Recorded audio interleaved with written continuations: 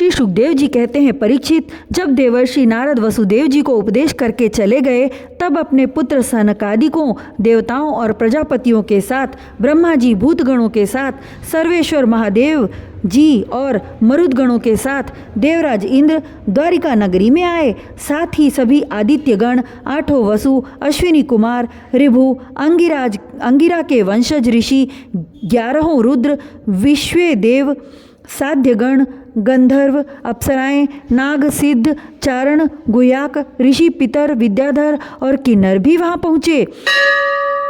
इन लोगों के आगमन का उद्देश्य यह था कि मनुष्य का सा मनोहर वेश धारण करने वाले और अपने श्याम सुंदर विग्रह से सभी लोगों का मन अपनी ओर खींचकर रमा लेने वाले भगवान श्री कृष्ण का दर्शन करें, क्योंकि इस समय उन्होंने अपना श्री विग्रह प्रकट करके उसके द्वारा तीनों लोकों में ऐसी पवित्र कीर्ति का विस्तार किया है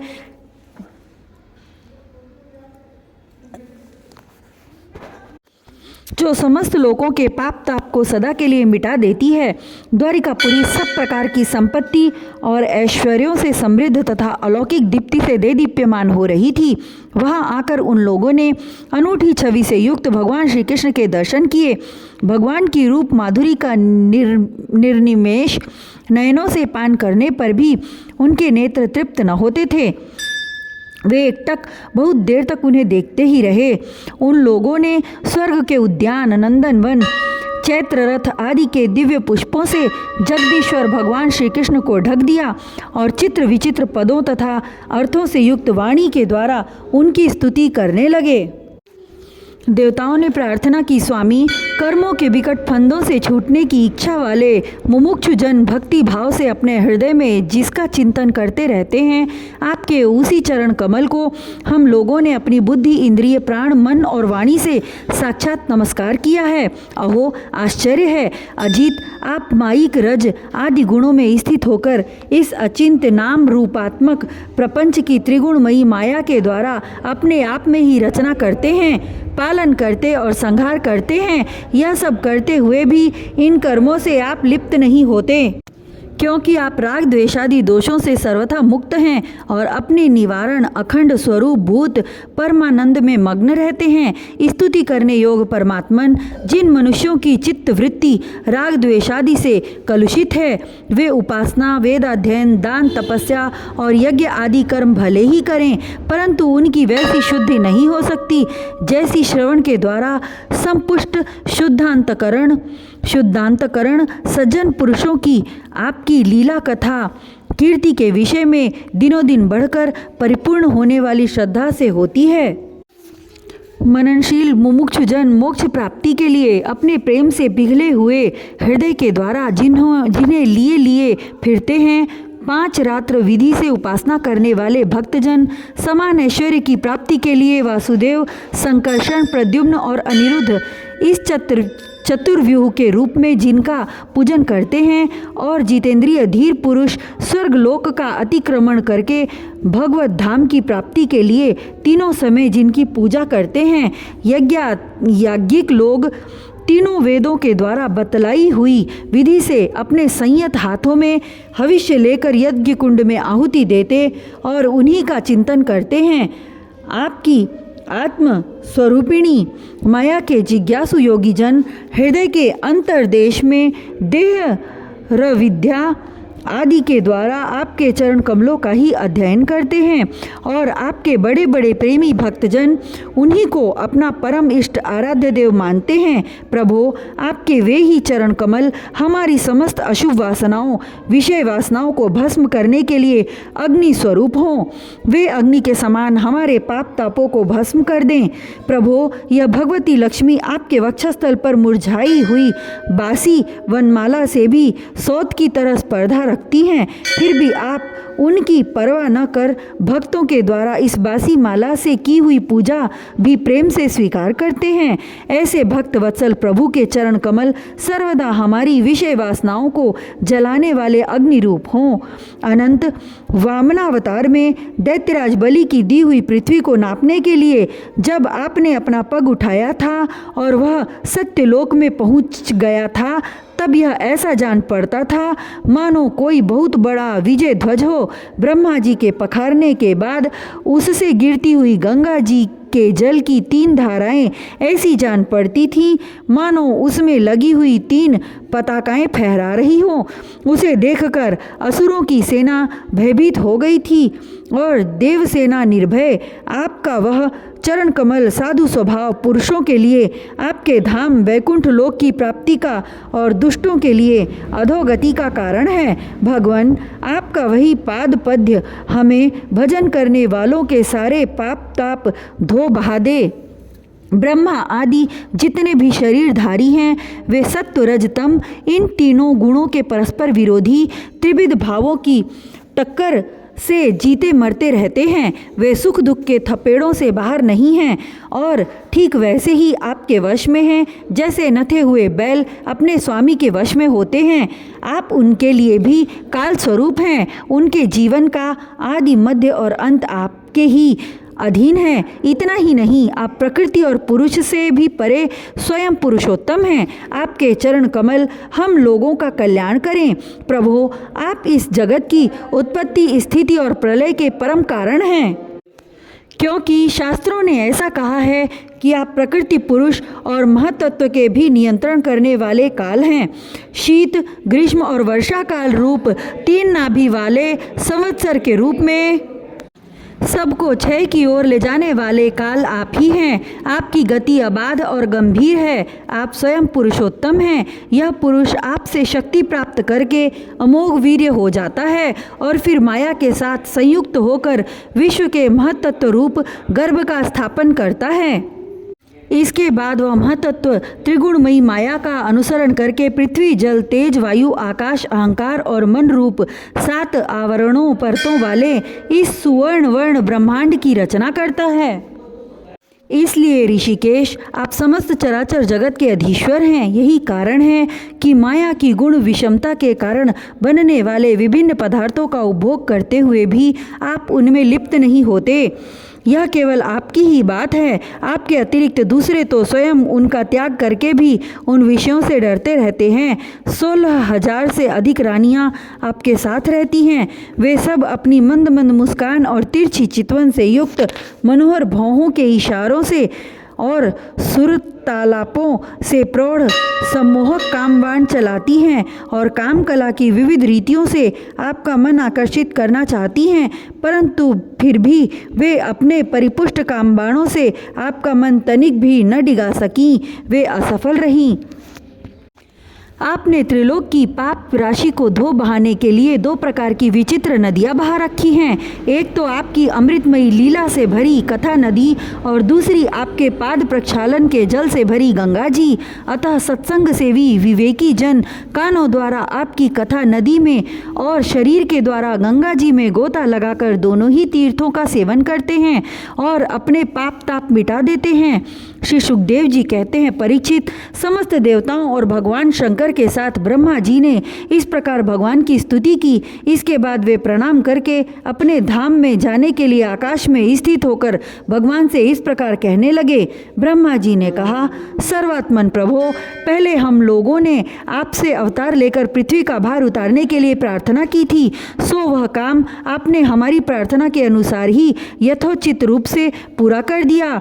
आपने सत्यपरायण साधु पुरुषों के कल्याणार्थ धर्म की स्थापना भी कर दी और 10 दिशाओं में ऐसी कीर्ति फैला दी जिसे सुन सुनाकर सब लोग अपने मन का मैल मिटा देते हैं।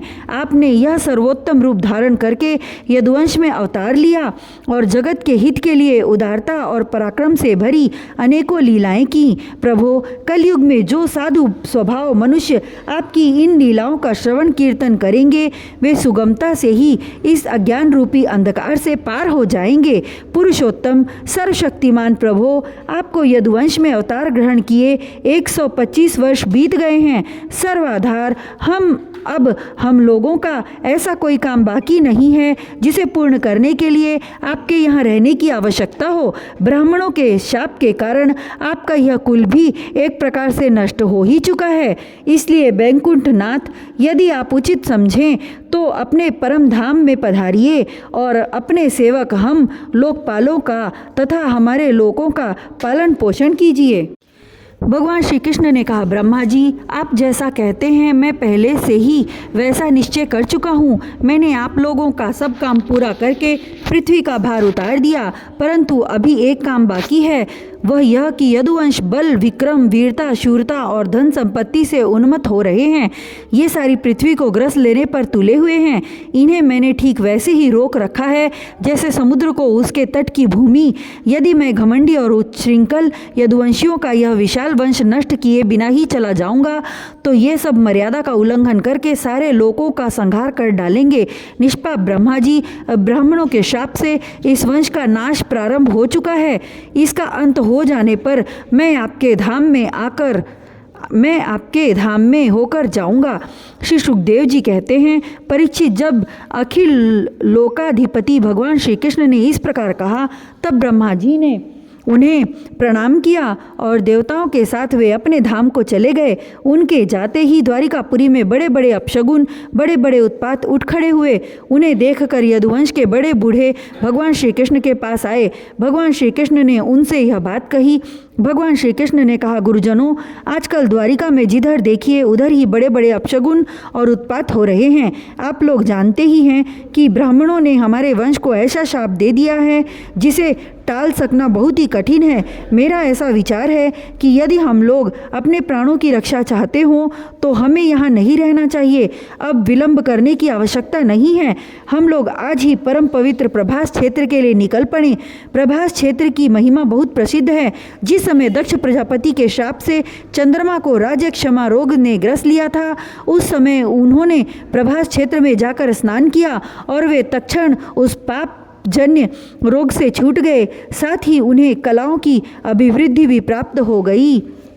हम लोग भी प्रभास क्षेत्र में चलकर स्नान करेंगे, देवता एवं पितरों का तर्पण करेंगे और साथ ही अनेकों गुण वाले पकवान तैयार करके श्रेष्ठ ब्राह्मणों को भोजन कराएंगे। वहाँ हम लोग उन सत्पात्र ब्राह्मणों को पूरी श्रद्धा से बड़ी बड़ी दान दक्षिणा देंगे और इस प्रकार उनके द्वारा अपने बड़े बड़े संकटों को वैसे ही पार कर जाएंगे जैसे कोई जहाज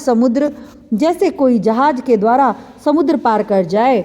श्री सुखदेव जी कहते हैं, कुल नंदन, जब भगवान श्री कृष्ण ने इस प्रकार आज्ञा दी तब यदुवंशियों ने एक मत से प्रभास जाने का निश्चय कर लिया और सब अपने अपने रथ सजा के जोतने लगे। परीक्षित, उद्धव जी भगवान श्री कृष्ण के बड़े प्रेमी और सेवक थे। उन्होंने जब यदुवंशियों को यात्रा की तैयारी करते देखा, भगवान की आज्ञा सुनी और अत्यंत घोर अपशगुन देखे, तब वे जगत के एकमात्र अधिपति भगवान श्री कृष्ण के पास एकांत में गए। उनके चरणों पर अपना सिर रखकर प्रणाम किया और हाथ जोड़कर उनसे प्रार्थना करने लगे। उद्धव जी ने कहा, योगीश्वर, आप देवाधिदेवों के भी अधीश्वर हैं। आपकी लीलाओं के श्रवण कीर्तन से जीव पवित्र हो जाता है। आप सर्वशक्तिमान परमेश्वर हैं। आप चाहते तो ब्राह्मणों के शाप को मिटा सकते थे, परंतु आपने वैसा नहीं किया। इससे मैं यह समझ गया कि अब आप यदुवंश का संहार करके इसे समेटकर अवश्य ही इस लोक का परित्याग कर देंगे। परंतु घुंघराली अलकों वाले श्याम सुंदर, मैं आधे क्षण के लिए भी आपके चरण कमलों के त्याग की बात सोच भी नहीं सकता। मेरे जीवन सर्वस्व, मेरे स्वामी, आप मुझे भी अपने धाम में ले चलिए। प्यारे कृष्ण, आपकी एक एक लीला मनुष्यों के लिए परम मंगलमयी और कानों के लिए अमृत स्वरूप है। जिसे एक बार उस रस का चस्का लग जाता है, उसके मन में फिर किसी दूसरी वस्तु के लिए लालसा ही नहीं रह जाती। प्रभो, हम तो उठते बैठते, सोते जागते, घूमते फिरते आपके साथ रहे हैं।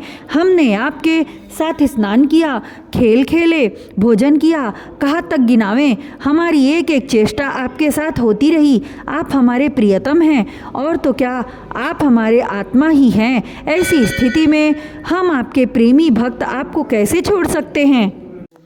हमने आपकी धारण की हुई माला पहनी, आपके लगाए हुए चंदन लगाए, आपके उतारे हुए वस्त्र पहने और आपके धारण किए हुए गहनों से अपने आप को सजाते रहे। हम आपकी झूठन खाने वाले सेवक हैं, इसलिए हम आपकी माया पर अवश्य ही विजय प्राप्त कर लेंगे। अतः प्रभो, हमें आपकी माया का डर नहीं है। डर है तो केवल आपके वियोग का। हम जानते हैं कि माया को पार कर लेना बहुत ही कठिन है। बड़े बड़े ऋषि मुनि दिगंबर रहकर और आजीवन नैष्ठिक ब्रह्मचर्य का पालन करके आध्यात्म विद्या के लिए अत्यंत परिश्रम करते हैं। इस प्रकार की कठिन साधना से उन सन्यासियों के हृदय निर्मल हो पाते हैं और तब कहीं वे समस्त वृत्तियों की शांति रूप नैष्कर्म्य अवस्था में स्थित होकर आपके ब्रह्मा नामक धाम को प्राप्त होते हैं। महायोगेश्वर, हम लोग तो कर्म मार्ग में ही भ्रम भटक रहे हैं, परंतु इतना निश्चित है कि हम आपके भक्तजनों के साथ आपके गुणों और लीलाओं की चर्चा करेंगे तथा मनुष्यों की सी लीला करते हुए आपने जो कुछ किया कहा है उसका स्मरण कीर्तन करते रहेंगे। साथ ही आपकी चाल ढाल, मुस्कान, चितवन और हास परिहास की स्मृति में तल्लीन हो जाएंगे। केवल इसी से हम दुस्तर माया को पार कर लेंगे। इसलिए हमें माया से पार जाने की नहीं, आपके विरह की चिंता है। आप हमें छोड़िए नहीं, साथ ले चलिए। श्री सुखदेव जी कहते हैं, परीक्षित, जब उद्धव जी ने देवकी नंदन भगवान श्री कृष्ण से इस प्रकार प्रार्थना की, तब उन्होंने अपने अनन्य प्रेमी सखा एवं सेवक उद्धव जी से कहा,